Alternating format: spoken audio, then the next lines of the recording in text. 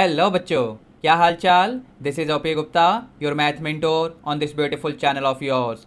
तो बच्चों, आज की क्लास में हम लोग असर्शन रीजन बेस्ड क्वेश्चंस के बारे में डिस्कशन करने वाले हैं। असर्शन रीजन टाइप क्वेश्चन एक नया इंट्रोडक्शन है सीबीएसई की तरफ से। तो चलिए स्टार्ट करते हैं। सबसे पहले समझते हैं कि असर्शन रीजन बेस्ड क्वेश्चंस होते क्या हैं। देखिए, इस टाइप के क्वेश्चंस में बेसिकली आपको दो स्टेटमेंट्स दी गई होती हैं। पहली स्टेटमेंट को असर्शन यानी कैपिटल ए से रिप्रेजेंट करते हैं, जबकि दूसरी स्टेटमेंट को रीजन यानी कैपिटल आर से रिप्रेजेंट करते हैं। फर्स्ट स्टेटमेंट को पढ़ने के और समझने के बाद हमें सेकंड स्टेटमेंट को पढ़कर समझना होता है।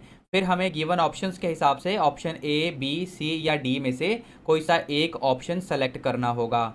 जैसा कि यहाँ पर आप देख पा रहे हैं बच्चों, ऑप्शन ए में क्या लिखा हुआ है, both A and R true and R is the correct explanation of A. Option B में क्या है, both A and R true but R is not the correct explanation of A.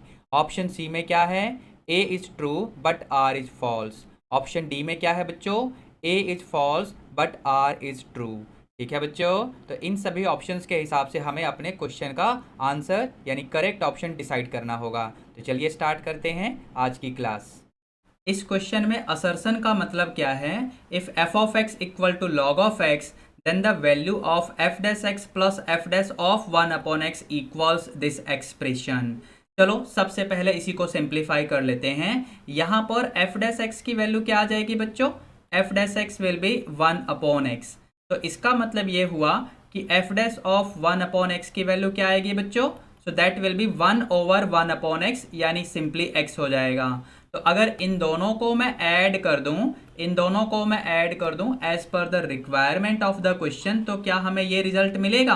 Question में देखो यही तो बोला हुआ है कि इन दोनों को ऐड करके देखो क्या मिलता है। तो यहाँ पर एफ डैश एक्स की वैल्यू आपके सामने दैट इज 1/x है, और एफ डैश ऑफ 1/x यानी x, इसको सिंप्लीफाई करेंगे so it will be 1 + x²/x। इसका मतलब ये हुआ असर्शन वाली स्टेटमेंट तो बिल्कुल सही है बच्चों।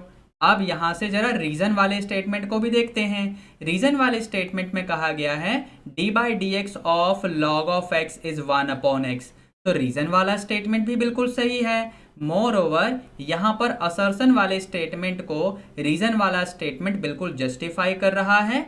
इसका मतलब असर्शन वाले स्टेटमेंट को रीजन वाला स्टेटमेंट प्रॉपरली एक्सप्लेन भी कर रहा है। दैट मीन्स अगर आप ऑप्शन ए में देखेंगे तो यही चीज तो आपके लिए इन्होंने लिख रखी है, यानी इस क्वेश्चन का ऑप्शन ए बिल्कुल ठीक हो जाएगा बच्चों।